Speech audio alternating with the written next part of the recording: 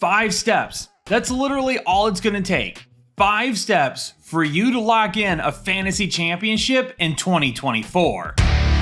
We're going to be talking about some specific players and where you should draft them, some late round sleepers, and maybe some guys that you should be taking a look at that are possibly on your waiver wire right now. But even if you've already drafted, you're going to want to pay attention because I'm going to tell you in a few minutes how you can get in on a high stakes league against myself and other members of the Headliner Nation. Let's kick it off with my first step, and it's all about staying balanced at the beginning of your draft.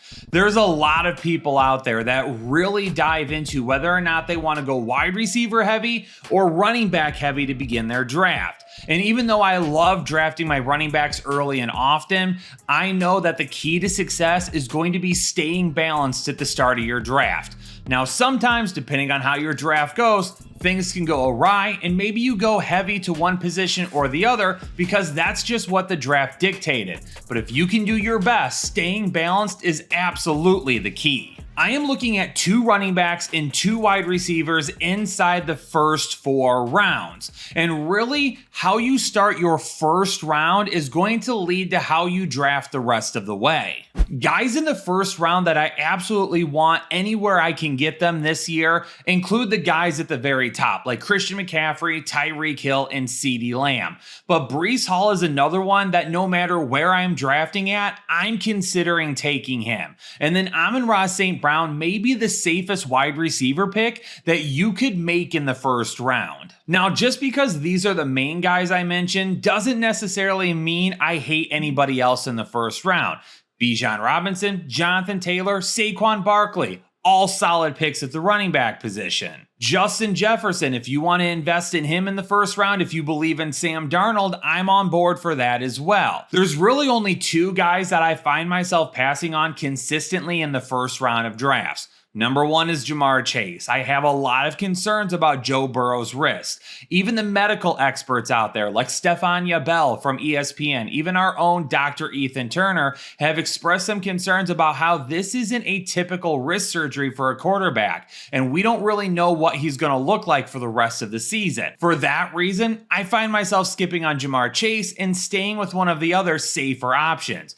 A.J. Brown could have another huge year. I just love him more in the second round this season, and unfortunately his ADP just hasn't fallen that far yet. Right now he's typically going at the end of the first round, and at the end of the first round I just find myself investing in running backs a little bit more often. Step number 2 to winning your fantasy championships this year is drafting Mike Evans in the 3rd round, where his current ADP has him landing. Overall, he's being drafted at 31.3. And can we find a more consistent wide receiver in the NFL since they entered the league than Mike Evans at this point? I don't care if you're drafting him as your wide receiver 1. I don't care if you're drafting him as your wide receiver 2. In round 3, we should be targeting Mike Evans every single time. 1,000 receiving yards in 10 straight seasons.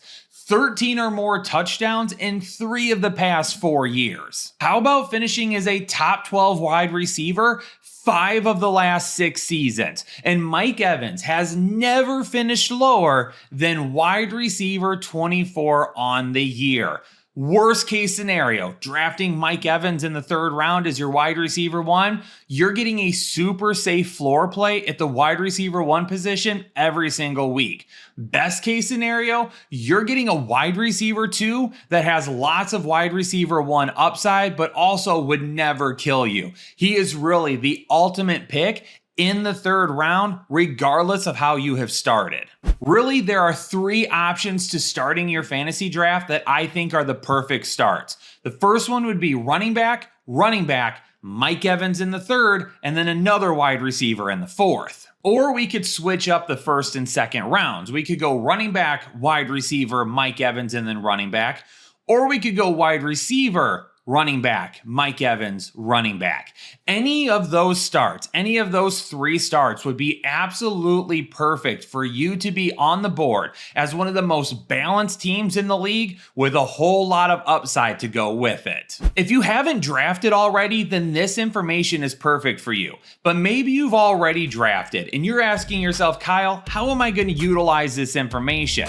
Well, I'll tell you, what if you had a shot to play in a high-stakes league against myself and other members of Headliner Nation? Let's make things spicy over on Underdog. We're going to create a $100 buy-in best ball league with myself and other members of Headliner Nation. The link to join the draft is going to be down in the description below. And if you're already signed in over on Underdog, excellent. Go ahead and jump in right when you're able to. But if you want to hop in on this and you want to shot to draft against myself and prove your fantasy dominance while using these strategies, all you got to do is head on over to Underdog and get signed up now using code word headliners. By using code word headliners and making at least a $10 deposit when you sign up, you're going to get a ton of advantages right now. First off, you could get up to a $1,000 draft bonus that you could use to hop in this league with myself and start playing some pick'ems as well. Because during week 1 of the regular season, Underdog is hosting a special Travis Kelce pick'em for any new customers, and this pick'em is almost guaranteed to hit. But you also shouldn't forget that we're going to give you a fantasy football draft guide for absolutely free. So if you still need to do your draft, whether it's here on Underdog against myself or in your traditional redraft leagues, this draft guide is going to be your tool to absolutely killing it this season. So what are you waiting for? Head on over to Underdog right now or download their app. Create a free account and make your deposit using code word headliners. You're going to get everything that we talked about in this video, and you're going to get your shot at a huge jackpot playing against myself. But who cares about the money at that point? Bragging rights over myself and Headliner Nation is the true top prize. Step number 3 to locking in your fantasy championships this season is drafting David Montgomery as your RB3. And if you have followed this strategy up to this point, you already have your RB1 and RB2 on the roster through the first 4 rounds. But guess what? When we get to round 5 and 6, David Montgomery is still going to be there waiting for us. Because right now his ADP has him at 61.3 overall. And one thing I want you to keep in mind, these ADPs are a consensus of all of the major drafting platforms out there. ESPN, Yahoo, CBS, Sleeper, it doesn't matter. All these numbers are coming from those platforms. If you think the ADP seems off, then I encourage you to write a letter to your favorite fantasy platform and let them know their information looks like crap. But that current ADP allows us to draft David Montgomery towards the end of the 5th round or beginning of the 6th round. And into the 5th round, even if I have to take David Montgomery early, I am fine with that. This is not a guy that we want to miss this season. And the best part about him is, let's say that you invest in Jahmyr Gibbs early as well. Who cares? You can play both of these guys together in your lineup on a weekly basis. They may be the best RB tandem in all of football right now. And I'm not just a Detroit Lions fan saying that. I'm a fantasy analyst saying that. From weeks 10 through 18 last season, Jahmyr Gibbs and David Montgomery were both healthy every single week. From weeks 10 through 18, Jahmyr Gibbs was the RB6, while David Montgomery was the RB11. Jahmyr Gibbs had 4 RB1 finishes during that time frame and 2 RB2 finishes. David Montgomery had 2 RB1 finishes, but he finished as an RB2 6 times down the stretch. That is the type of floor you want every single week. And if your counterpoint to this is, Kyle, there's no way he's rushing for as many touchdowns as he did last season, I call BS. Jamal Williams, who can't find a hole to save himself in New Orleans, led the league in rushing touchdowns in this offense a couple of years ago. Jahmyr Gibbs and David Montgomery will both get more than enough volume to eat, and David Montgomery will get more than enough chances to put the rock in the end zone. Moving on to step 4, your tight end target this season needs to be George Kittle or Jake Ferguson, no exceptions. You can shoot your shot at Travis Kelce or Sam Laporta early in your draft for that upside. You could go for an Evan Ingram a little bit later for that safer floor, but screw all that. We're going for these guys right away. Now, George Kittle's ADP is sitting at 60.3 in the 5th round, so there is a chance that you would have to draft him and then hope David Montgomery falls to the 6th.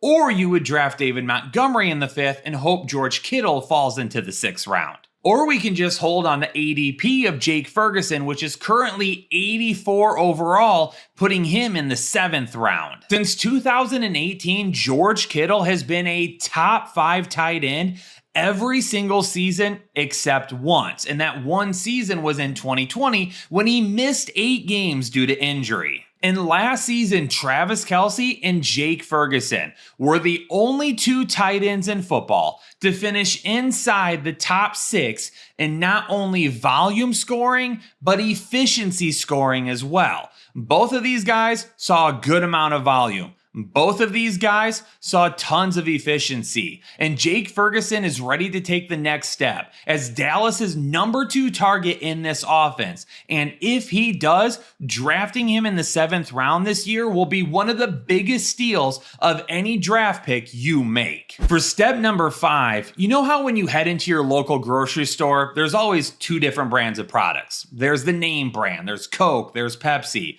But then there's always an off-brand, Mr. K or Big K or whatever they call them these days at Walmart and Meijer or Kroger or whatever is local to you.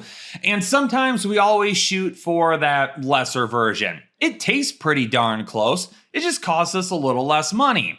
That's what Jaden Daniels is this year. He's basically the off-brand of Lamar Jackson, Jalen Hurts, and Josh Allen. And he's way cheaper, and he's basically going to taste the same. Now, maybe it was a little weird to say that Jaden Daniels tastes the same as the others, but what I really mean by that is that he's going to offer you close to the same type of production. Because when you take a look at what he's going to offer you, he's going to offer you some rushing upside. He's going to offer you some touchdowns through the air, even if there may be some inconsistencies at times. But what he does on the ground is going to help prop him up every single week. And instead of needing to draft him in like the 3rd or 4th round, or maybe even the 2nd round, we're going to be taking him much later. Because right now, he's currently the QB 12 on draft day, with an ADP of 100 overall, sticking him right around the 10th round. And you're going to be getting a lot of that dual threat upside from Lamar Jackson or Jalen Hurts or Josh Allen several rounds later with Jaden Daniels instead. If that's what you want at your quarterback position, then Jaden Daniels in the 10th round is absolutely the way to go. All right, I told you that there was going to be 5 steps, but cue the music for bonus step time. How about some late round sleepers to target? What about some guys that may still be sitting out on your waiver wire? These are all guys that are being drafted in the 13th round or later that I really have my eye on this season. Of course, Josh Palmer from the Los Angeles Chargers, he pops up. Everyone's talking about what's going to happen at the running back position. Everyone's talking about Ladd McConkey and how Justin Herbert's going to bounce back. But nobody's talking about Josh Palmer right now, and I think he is the guy that is best set up to contribute in a big way right away. Will Levis at 169 overall is a really good backup to Jaden Daniels if you are a little concerned that Daniels may not be as consistent as you would like. Will Levis has a big time arm, and now he's got the big time weapons in Tennessee to try and help him out. Drafting him super late if you like to get super risky with your quarterback position is a whole lot of fun. Or if you're in a super flex or 2 quarterback league, he is the perfect QB2. Tyrone Tracy Jr. is still my pick to unseat Devin Singletary at some point this season. It may not happen week 1, it may not happen week 5, but down the stretch when you need help at the running back position the most, Tyrone Tracy may have stolen Devin Singletary's job. And if he did, he could be one of the biggest waiver pickups of the entire season. Michael Wilson from Arizona is going to get a shot right away with no Zay Jones being suspended for the first 5 games of the season. And if Michael Wilson comes out and performs well, Well, there may not be a reason to throw Zay Jones on the field nearly as much when he comes back. Or at least Michael Wilson will create some of that rapport with Kyler Murray that hopefully will continue the rest of the year.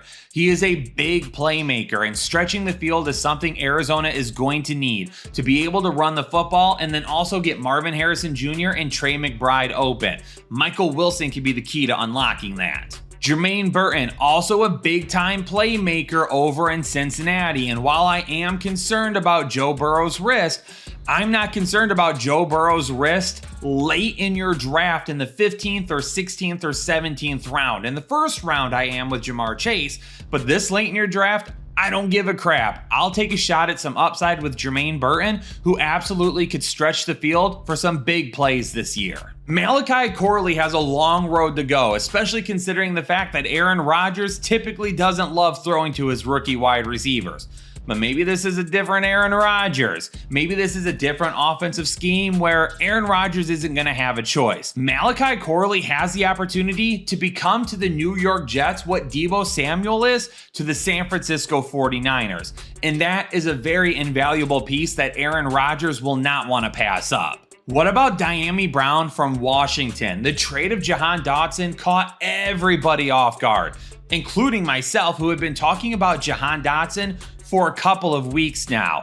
It caught me so off guard that my video that was supposed to come out over the weekend had to be completely scrapped and trashed because it was a mock draft video that had Jahan Dotson in all 4 of the mock drafts that I did. There was no fixing it. I had to completely find something else to do. But trading Jahan Dotson just shows how much Washington must believe in Dyami Brown, who's probably currently available on your waiver wire unless you play in a super deep league. So while you may have drafted guys late like maybe a Brandon Cooks, I'll take a shot on Dyami Brown instead. But Headliner Nation, there are my 5 steps, plus 1 bonus step, that you need to follow in order to reel in as many fantasy championships as you can this season. And don't forget, the link to join me over on Underdog in our high stakes best ball league is in the description down below. It's a $100 buy-in, but with the deposit bonus that you would be getting, you absolutely could jump in it